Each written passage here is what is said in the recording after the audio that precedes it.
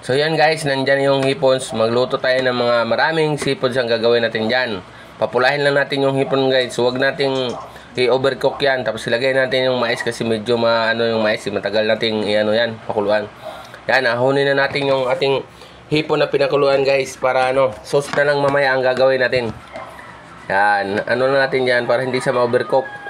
Gaso-aso pa yung hipon natin guys. Tapos susunod natin yung pusit. Yan, nalalaki ng pusit ko na yan. Giant pusit yung nabili ko guys Puro na yan. Tapos inaahon na rin natin yung mais. Tapos nilagay natin yung tahong. Ipapakuluan lang din natin yan. Bago natin siya gagawing masarap. Na mixed seafoods. Yan. Yung tahong na yan. Paano na natin. Pabubukahin lang natin yan guys. Kung nasayahan kayo sa ating video guys. Huwag niyong kalimutan mag-followan siya. Mag-comment din guys sa ating video guys. Para mas marami pang ma-inspire sa ating mga ginagawang kasayahan dyan. Yan.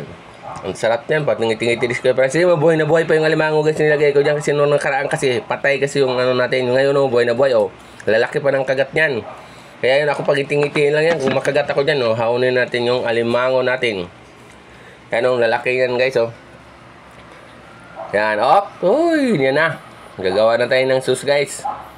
Yung sweet and spicy sauce ang gagawin natin dyan sa ating mixed seafoods. Kasi galing sa ibang bansa yung natin guys. Galing Amerika, nagpaluto dyan kasi dumating siya Isa ko ring followers yun. Maraming salamat pala kay ma'am na galing United States of America. So yun na guys, ilalagay na natin yung dalawang butter Dalawang butter, grabing gaso-aso ng gusto yan. Tapos lagyan na natin bawang sibuyas dyan guys. Tapos lagyan natin ng paminta. Tapos lagyan natin asukal yan. Maraming asukal kasi spicy and sweet ang lulutuin natin. Lagyan natin yung powder, chili flake at saka chili powder nilagay natin yan. Tapos nilagay natin yung isang royal dyan guys. Isang yan, 1.5. Ko dyan. Nilagay ko dyan para suot na suot yung Tapos lalagay na natin yung alimango natin dyan Inuuna ko yung alimango guys para yung sauce natin suot na suot. Tapos susunod natin yung tahong. Yan, halo-haloin lang natin yan guys bago natin ilagay yung mga hipon at saka yung pusit natin dyan. Napakasarap niyan guys. Nilagay na natin hipon. Napakaraming hipon yung nilagay natin dyan. Saka napakalaking kawali yan. Tapos lagay na natin yung pusit. Yan ang pinaka-pinali dyan natin gagawin natin. Okay, huwag na yung kalimutan. Mag-follow and share. Mag-comment kayo sa ating videos. Yan, yung Francis ninyo. Yan, haluhaluin natin. Sus, kalamihan sobrang sarap ito. Yan.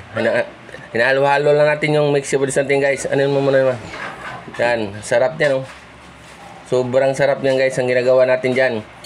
Tapos yung handa niya ang natin yan. Tapos na titikman na natin yan guys. Kaya grabe ang saya dyan guys. Sobrang dami niyan. Ang saya-saya talaga Kakain tayo ng pusit. Ay nako, luto na ating sweet and spicy mixed seafoods. Napakasarap niyan Yan na. Kalamihan Napakalambot yung pusit guys. Saka napakalaki yung pusit.